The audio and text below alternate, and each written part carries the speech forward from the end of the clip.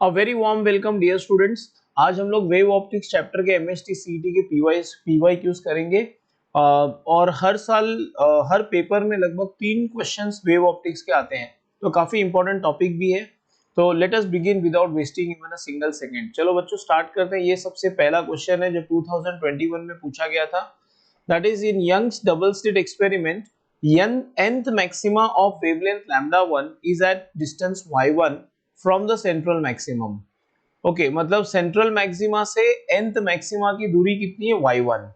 when the wavelength of the source is changed to lambda 2, n by 2th maxima is at a distance of y2 from the central maxima, then what is y1 upon y2। देखो मतलब दोनों ही बार अगर ध्यान से देखो तो maxima ही form हुआ है, एक बार nth मैक्सिमा और एक बार n अपॉन 2 वाला मैक्सिमा, राइट।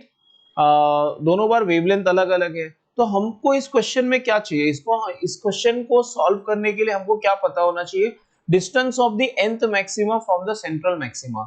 और वो फॉर्मूला है distance of the nth maxima from the central maxima xn can be written as n lambda d by d। ठीक है, ये फॉर्मूला हम लोग यूज करते हैं अपने बुक्स में कि distance of the nth maxima from the central maxima is n lambda d by d।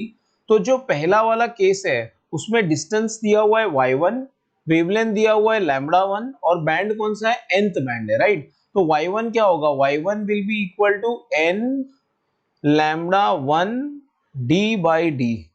ये मेरा इक्वेशन नंबर 1 हुआ। ओके, उसके बाद में देखो लोग क्या कहते हैं, उसके बाद में वो लोग कहते हैं कि दूसरे केस में डिस्टेंस y2 है और वेवलेंथ यूज किया लैम्डा 2 और बैंड nth वाला नहीं है, बैंड n बाई 2 वाला है। तो और मैक्सिमा ही है, याद रखना। तो y2 का आंसर आएगा y2 is equal to n by 2, n के जगह n बाई 2, लैम्डा के जगह lambda 2 into d by d। ठीक है, और ये हमारा इक्वेशन नंबर 2 है। अब क्या करना है, डिवाइडिंग इक्वेशन 1 बाई 2। तो अगर मैंने इक्वेशन 1 को इक्वेशन 2 से डिवाइड किया तो आंसर आएगा y1 upon y2, n cut जाएगा, d बाई d कट जाएगा और ये 2 ऊपर चलाएगा, राइट। तो answer is 2 lambda 1 by lambda 2। और ऐसा ऑप्शन है option number 2 lambda 1 by lambda 2, ऐसा ऑप्शन है option number B. So option number B is the right answer. Okay, option number B is the right answer. Next question की तरफ चलते हैं। Okay, let us see the next question. Next question है, light of wavelength lambda is incident on a slit of width A। slit का width A दिया हुआ है, हम लोग जनरली हाँ A ही लिखते हैं हम लोग भी, ये डाइफ्रैक्शन का प्रॉब्लम है, right. So light of wavelength lambda is incident on a slit width A and the distance between the slit and the screen is capital D। in diffraction pattern slit width is equal to width of central maxima। तो इस question को solve करने के लिए तो D कितना होगा ऐसा पूछा है। बोला हुआ है कि स्लिट का width is equal to what, width of the central maxima. तो कैपिटल D की वैल्यू कितनी होगी। अब इस क्वेश्चन को सॉल्व करने के लिए बच्चे को क्या पता होना चाहिए, बच्चे को से width of the central maxima की फॉर्मूला मालूम होनी चाहिए। और width of the central maxima की फॉर्मूला होती है 2 lambda d by a। 2 lambda d by, direct formula है width of central maxima is 2 lambda d by a। और विड्थ कितना दिया हुआ है, विड्थ भी a ही है। बोला हुआ है कि width of the central maxima is same as width of the slit, और स्लिट का विड्थ कितना होता है a। तो विड्थ की जगह पे a लिख लेंगे, that is equal to 2 lambda d by a। तो क्रॉस मल्टीप्लाई करोगे तो d होगा a स्क्वायर बाय 2 लैम्डा, और a स्क्वायर बाय 2 लैम्डा कौन सा ऑप्शन है, ऑप्शन नंबर सी। तो इस क्वेश्चन का आंसर है option number C. Next question की तरफ चलते हैं। In Fraunhofer diffraction pattern slit width is 0.2 millimetre. Slit का विड्थ मतलब a दिया हुआ है 0.2 मिलीमीटर, जिसको मैं मीटर में कन्वर्ट करूंगा तो ये हो जाएगा 0.2 इंटू 10 पावर माइनस 3 मीटर, जो हो जाएगा 2 into 10 power minus 4 metre, right. ये हमारा स्लिट का विड्थ है। And the screen is 2 metre away from the lens. तो कैपिटल D दी हुई है, that is equal to what, 2 metre. If the wavelength of the light used is 5000 angstrom unit, wavelength of the light used is 5000 angstrom unit। 5000 angstrom unit मतलब 5000 into 10 power minus 10 metre. Okay, जो finally क्या हो जाएगा 5 into 10 power minus 7 metre. तो इसको मैंने change कर लिया मीटर में। Distance between first minimum on either side. देखो तुम्हारा डाइफ्रैक्शन पैटर्न ऐसा होता है, ये डाइफ्रैक्शन पैटर्न होता है, राइट। अब अगर ये तुम्हारा फर्स्ट मिनिमा है और ये तुम्हारा इस तरफ वाला फर्स्ट मिनिमा है, अगर क्वेश्चन में ये पूछा गया what is the distance between first minima on either sides, इसका मतलब पूछा गया width of central maxima. So what is the meaning of first minima का distance, distance between first minima on either side, इसका मतलब होगा विड्थ ऑफ सेंट्रल मैक्सिमा। तो ले देखिए ये दूरी पूछा हुआ है यहां से यहां तक का, और ये कुछ नहीं है, ये विड्थ ऑफ सेंट्रल मैक्सिमा है, राइट। तो हमको पूछा गया विड्थ ऑफ सेंट्रल मैक्सिमा, और विड्थ ऑफ सेंट्रल मैक्सिमा का बच्चों डायरेक्ट फॉर्मूला होता है width of central maxima is equal to 2 into lambda capital D by A, that is equal to 2 multiplied by lambda कितना है 5 into 10 power minus 7, 5 into 10 power minus 7 capital D 2 है, divided by slit का width है 2 into 10 power minus 4। तो ये हो जाएगा, एक मिनट, ये हो जाएगा 2 कैंसिल, 10 into 10 पावर माइनस 3, और 10 into 10 पावर माइनस 3 मीटर क्या होगा 10 पावर माइनस 2 मीटर। सो इस क्वेश्चन का आंसर होगा 10 पावर माइनस 2 मीटर, ठीक है। और ऐसा ऑप्शन है option number C. So option number C is the answer. तो वेव ऑप्टिक्स के क्वेश्चन काफी आसान होते हैं, provided you should know the formulas properly, और मैंने इसकी वन शॉट तो बहुत पहले ही बना दी थी, right. Let us move on to the next question. In a single slit diffraction pattern, the distance between first minima on the left and first minima on the right is 5 mm. तो देखो फिर से वही बोला गया कि दो minima के बीच का डिस्टेंस, मतलब फिर से एक बार वही दिया गया है width of central maxima.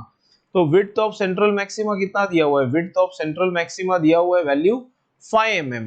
Width of central maxima is equal to how much, width of central maxima is equal to 5 mm। 5 mm मैं उसके लिखूंगा 5 into 10 power minus 3 metre.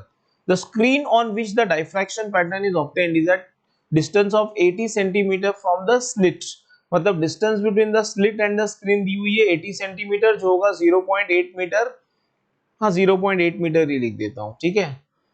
The wavelength used is 6000 angstrom unit, तो lambda दिया हुआ है 6000 angstrom, जिसको मैं directly metre में 6 into 10 पावर माइनस 7 मीटर लिखूंगा।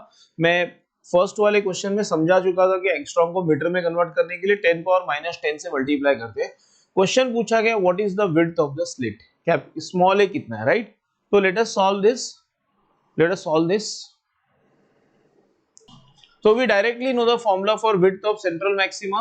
The width of central maxima is given by, मैं W लिख रहा हूँ width को, width of the central maxima is given by the formula W is equal to 2 lambda D by A। तो A का value होगा, A will be equal to 2 lambda D by W, जिसको solve करेंगे तो ये हो जाएगा 2 into 6 into 10 power minus 7 multiplied by 0.8 divided by W कितना है 5 into 10 power minus 3, 5 into 10 power minus 3, जो हो जाएगा, रुको ऊपर क्या हो गया 9.6, 9.6 upon 5 is 1.92 into 10 power minus 4 metre, जिसको मैं ऐसे लिख सकता हूँ 0.192 इंटू 10 पावर माइनस 3 मीटर। तो अल्टीमेटली ये हो जाएगा 0.192 mm, और ऐसा ऑप्शन है option number C, option number C, right. और आगे बढ़ते हैं students. In Young's double slit experiment with a source of light having wavelength 6000 angstrom, मतलब लैम्डा दिया हुआ है हमको 6000 एंगस्ट्रॉम, राइट। क्वेश्चन पूछा हुआ है the first maxima will occur when, तो सुनो पार्ट डिफरेंस फेज डिफरेंस है ना, ध्यान से सुनना, ध्यान से सुनना। फेज डिफरेंस का फॉर्मूला क्या है, phase difference, phase difference for maxima, maxima मतलब वही constructive interference, phase difference for maxima मतलब phase difference for constructive interference is equal to n lambda, ये फॉर्मूला है।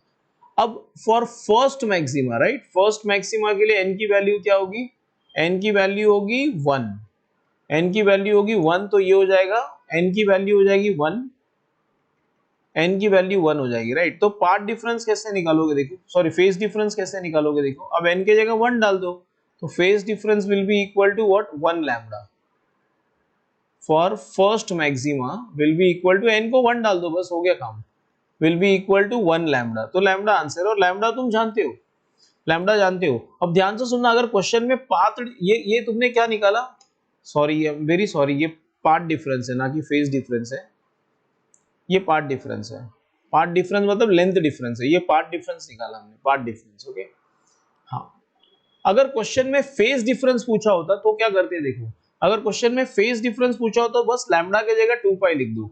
मतलब अगर फेज डिफरेंस का आंसर आता तो क्या आता, लैम्डा की जगह 2 पाई लिखना होता है तो आंसर 2 पाई आता। लेकिन देखो 2 पाई वाला कोई ऑप्शन है नहीं, बी ऑप्शन क्या कहता है, phase difference is pi radian, तो पाई रेडियन तो नहीं हो सकता, पाई बाय 2 रेडियन भी नहीं हो सकता, तो फेज डिफरेंस वाइज आंसर क्या आना चाहिए था, 2 pi radian. But path difference wise तो आंसर आ गया ना, लैम्डा है ना आंसर, लैम्डा मतलब कितना 6300 एंगस्ट्रॉम। तो देखो ऐसा ऑप्शन है कि फर्स्ट मिनिमा के लिए पार्ट डिफरेंस कितना होना चाहिए 6300, ऑप्शन नंबर डी ऐसा है, देखो ऑप्शन नंबर डी। मैं तो तुमको ये सिखा रहा था कि अगर पार्ट डिफरेंस लैम्डा के टर्म्स में तुमको पता चल जाता है तो बस लैम्डा की जगह 2 पाई डाल दो, वो अपने आप फेज डिफरेंस में कन्वर्ट हो जाएगा। चलो आगे बढ़ते हैं। In Young's double slit experiment the intensity at a point where the part difference is lambda by 4 is I. देखो पार्ट डिफरेंस दिया है तो फेज डिफरेंस कैसे निकालते हैं मैं बता देता हूँ। फेज डिफरेंस का फॉर्मूला क्या है, ध्यान से सुन लेना। Phase difference will be equal to, ध्यान से सुन लेना एकदम, फॉर्मूला तो वैसे 2 pi by lambda into part difference है, लेकिन मैं वैसे नहीं करूंगा। देखो मैंने तुमको बताया कि कभी भी पार्ट डिफरेंस लैम्डा के टर्म्स में दिया और तुमको फेज डिफरेंस निकालना है ना, तो बस लैम्डा की जगह 2 पाई लिख लो। तो लैम्डा बाय 4 है ना, तो लैम्डा की जगह 2 पाई लिखूंगा तो 2 पाई बाय 4 हो जाएगा, जो हो जाएगा पाई बाय 2, जो हो जाएगा पाई बाय 2। तो मुझे पार्ट डिफरेंस लैम्डा बाय 4 दिया था, लैम्डा में दिया है तो लैम्डा की जगह 2 पाई लिख लो, सीधा पार्ट डिफरेंस किस में कन्वर्ट हो जाता है, फेज डिफरेंस में, तो आंसर आ गया पाई बाय 2। तो the intensity at a point where the part difference is lambda by 4 is I।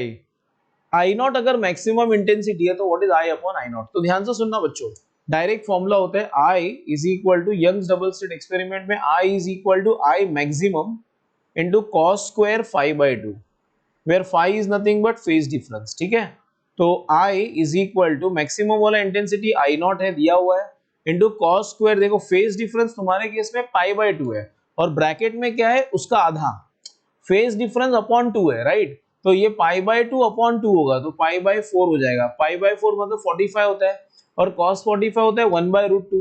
तो I is equal to I naught into 1 by root 2 का स्क्वायर, 1 बाय रूट 2 का square क्या होगा half, तो I is equal to I naught into 1 by 2। अब question में पूछा what is I by I naught, तो बस I नॉट को लेफ्ट में ले लो, तो I बाय I नॉट कितना होगा, I by I naught will be equal to half. Next question की तरफ चलते हैं। In diffraction experiment for a single slit, the angular width of the central maximum does not depend upon। देखो angular width कैसे निकालते हैं, देखो ये तुम्हारा सेंट्रल मैक्सिमा है, फिर ऐसे होते हैं, राइट। ध्यान से सुनना, ये एक लाइन ले लिया मैंने ऐसे, ठीक है। तो ये जो एंगल होता है ना, ये इसको बोलते हैं, ये जो एंगल मैंने बनाया ना थीटा 1, समझो थीटा 1, इसको बोलते हैं angular width of first minima. ये जो एंगल है ये क्या है, angular width of first minima. तो ध्यान से सुनना, मिनिमा के लिए, for minima what is the condition, अगर तुमने डाइफ्रैक्शन चैप्टर पढ़ा है तो तुमको पता होगा मिनिमा के लिए कंडीशन होती है D sine theta is equal to N lambda. तो साइन थीटा क्या होगा, sine theta will be equal to N lambda by D, क्योंकि फर्स्ट मिनिमा, ये फर्स्ट मिनिमा है तो उसकी एंगुलर विड्थ क्या होगी, देखो उसकी एंगुलर विड्थ होगी sine theta is equal to lambda by D. तो थीटा मिल गया, theta is equal to sine inverse of what, sine inverse of lambda by D. ये किसकी एंगुलर विड्थ है, फर्स्ट वाली मिनिमा की। लेकिन उन्होंने क्या पूछा, angular width of central maxima. Central maxima का विड्थ मतलब यहां से लेके यहां तक, ये पूरा एंगल, ये पूरा एंगल क्या होगा, angular width of central maxima. Central maxima मतलब यहां से लेके यहां तक ना, तो इसको डबल कर दो। तो angular width of central maxima, angular width of central maxima will be equal to, angular width of central maxima will be equal to, maxima will be equal to 2 theta, that is equal to 2 sin inverse of lambda by d। अब देखो इस formula में क्या नहीं है,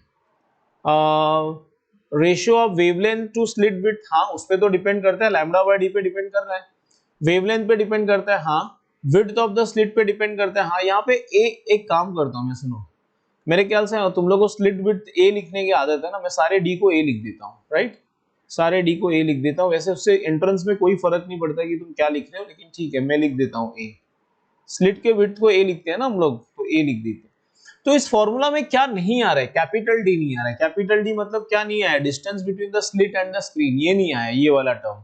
in other words मैं ये कहना चाहता हूँ कि एंगुलर विड्थ किस पे डिपेंड नहीं करता, distance between the slit and the screen. मतलब इस क्वेश्चन का आंसर होगा इस क्वेश्चन का आंसर है answer B, answer is B. Okay, next question की तरफ चलते हैं। In biprism experiment, 21 fringes are formed in a given region using light of wavelength 4800। जब हम लोग लाइट 4800 वाले वेवलेंथ यूज कर रहे हैं तो कितने फ्रिंज दिखाई दे रहे हैं? 21 fringe. If light of 5600 is use तो कितने फ्रिंज दिखाई देंगे इन द सेम रीजन? मतलब रीजन सेम है, विड्थ सेम है। ओके, और पहले वहां 21 फ्रिंज दिखाई दे रहे थे, अब कितने दिखाई देंगे? विड्थ सेम है। मतलब मैं लिख सकता हूं कि length of 21 fringes, length of 21 fringes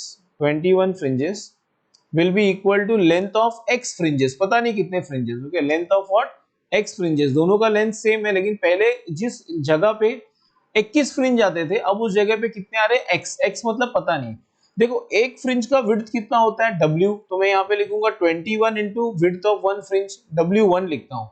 यहाँ पे क्या आएगा? x फ्रिंजेस बने ना, तो x इंटू w2। और फ्रिंज विड्थ का फॉर्मूला क्या होता है? लैम्बडा 1 डी बाई डी, और यहां पे क्या होगा?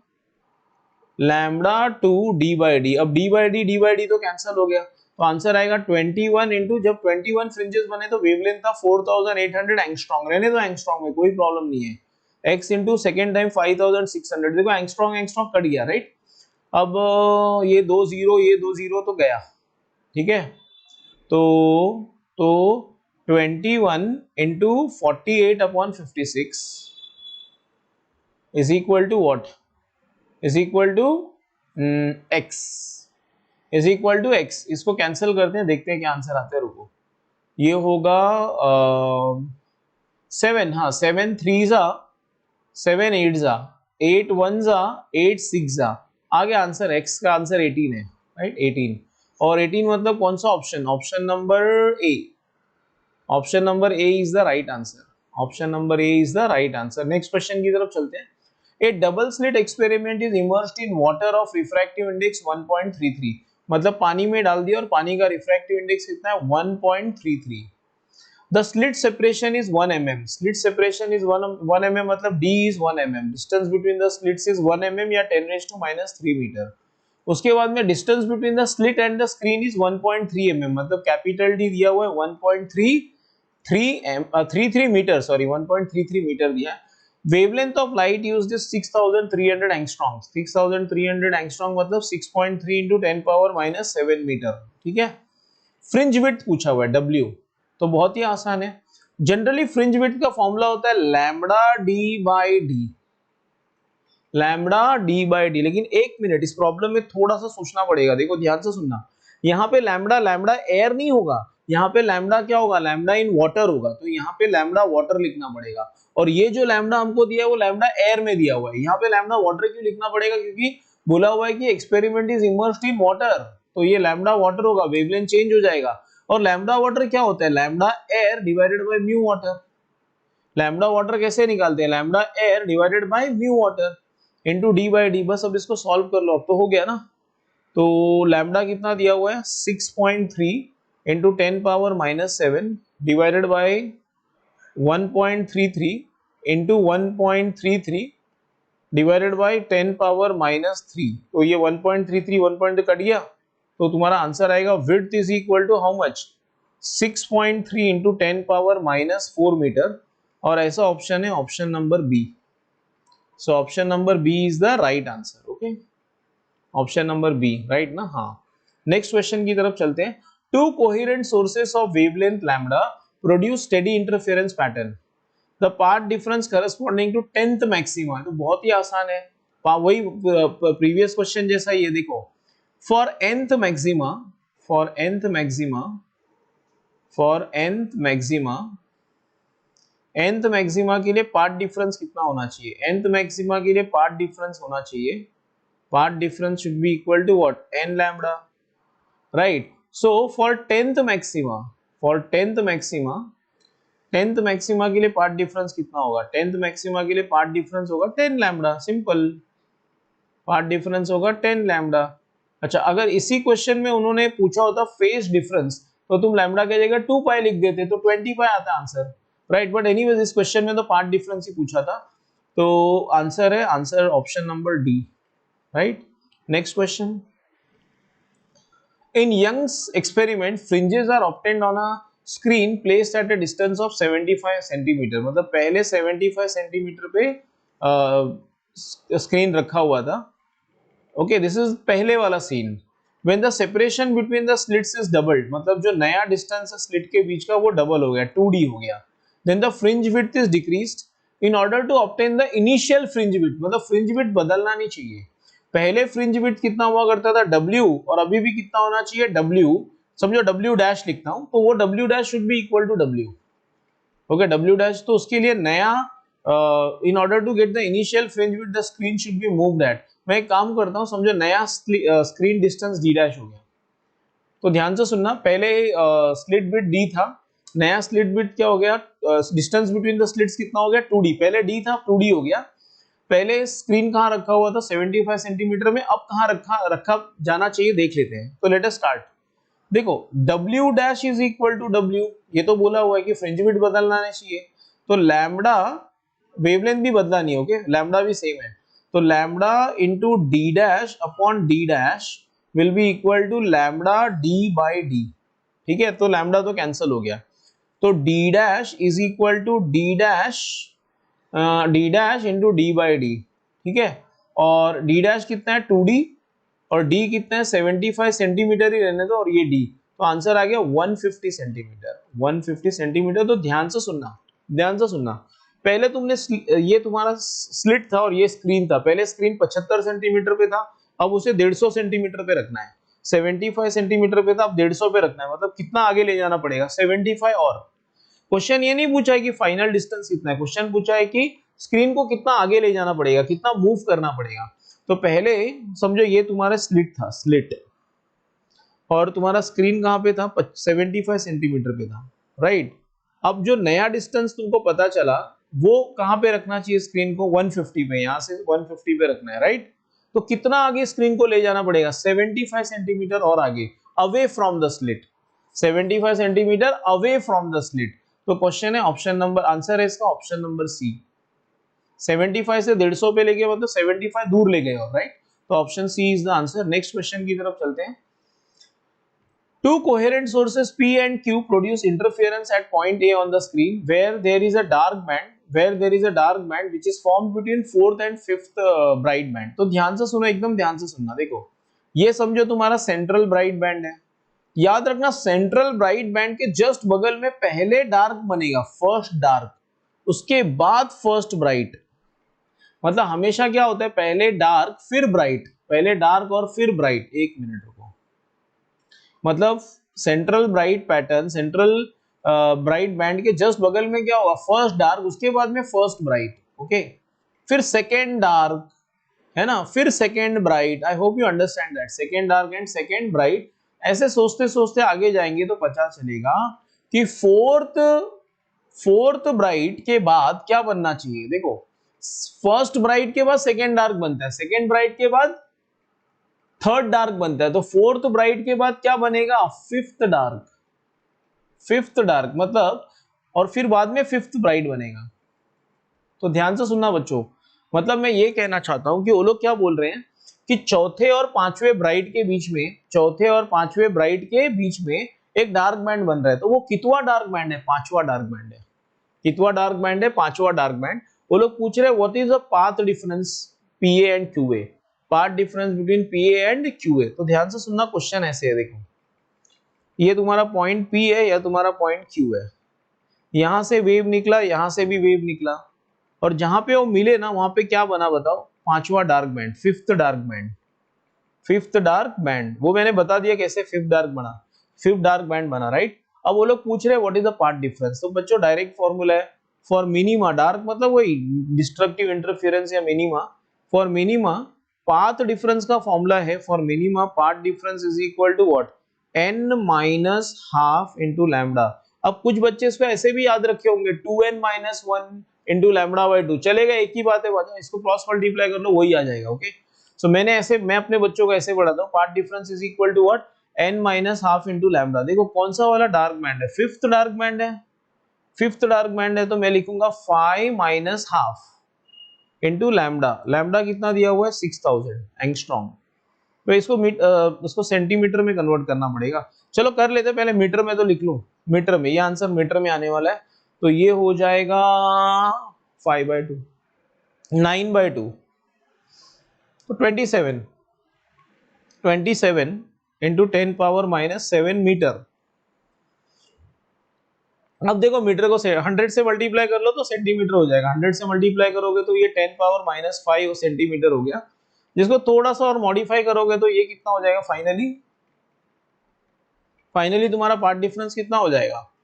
थोड़ा सा डेसिमल एक शिफ्ट कर लोगे तो 2.7 इंटू 10⁻⁻4 सेंटीमीटर, और ऐसा ऑप्शन है option number D. Next question की तरफ चलते हैं। In Young's double slit experiment, the 10th maxima of wavelength lambda 1 is at y1. Okay. When the wavelength of source is changed to lambda 2, fifth maxima is at y2. मतलब पहले wavelength lambda 1 है, कौन सी maxima की बात हो रही है, पांचवें वाली मैक्सिमा की बात हो रही है, और नहीं सॉरी, पहले 10वें वाले मैक्सिमा की बात हो रही है। एक मिनट, तो n1 10 होगा, n1 10 होगा, पहले 10वें वाले मैक्सिमा की बात हो रही है, n1 10, और डिस्टेंस दिया हुआ है y1। तो y1 will be equal to what, n1 lambda 1 d by D, maximum है ना, तो वो कितना होगा फाइनली वो होगा 10 lambda 1 d by D. Okay, इसको मैं इक्वेशन 1 लिख लेता हूं। और अगली बार देखो y2 कौन से मैक्सिमा का डिस्टेंस है, पांचवें वाले का, तो 5 lambda 2 d by D, right. और ये मेरे लिए क्या होगा, इक्वेशन नंबर 2 होगा, equation number 2। So I got equation number 1 and equation number 2। Now what I need to find out the ratio पूछा हुआ है मुझसे।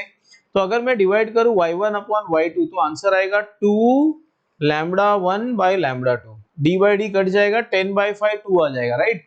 तो ऐसा ऑप्शन कौन सा है, 2 lambda 1 by lambda 2, option number A. Option number A is the right answer. Okay, next question की तरफ चलते हैं। नेक्स्ट क्वेश्चन, हाँ, a single slit diffraction pattern is formed with white light. For what wavelength of light the third secondary maxima will coincide with the second secondary maxima in the pattern of red light of wavelength 6000? In the pattern of red light of wavelength, okay, ध्यान से सुनना, question को समझने की कोशिश करो। Third secondary coincides with second secondary of red of wavelength 6000। अब coincide का क्या मतलब होता है, सुनो, कोइंसाइड का मतलब वो दोनों एक ही जगह पे फॉर्म होंगे। जब भी कोइंसाइड होने का, कोइंसाइड कब होते हैं दो चीज, जब वो एक ही जगह पे होते हैं। मतलब मैं बोल सकता हूं कि distance of what, third maxima with wavelength lambda 1, इस समय मुझे वेवलेंथ पता नहीं है, with wavelength lambda 1, okay, is equal to distance of कौन सा, second maxima, right, secondary maxima, distance of secondary maxima. ये डाइफ्रैक्शन का क्वेश्चन है। ओके, सेकेंडरी मैक्सिमा डाइफ्रैक्शन में ही आता है। ऑफ वेवलेंथ लैम्डा 2, याद रखना लैम्डा 2 6000 दिया हुआ है, राइट। इसके लिए बच्चे को क्या पता होना चाहिए, distance of nth maxima from the centre. अब distance of nth maxima from the centre होता है n plus half lambda. What is that, n plus half lambda.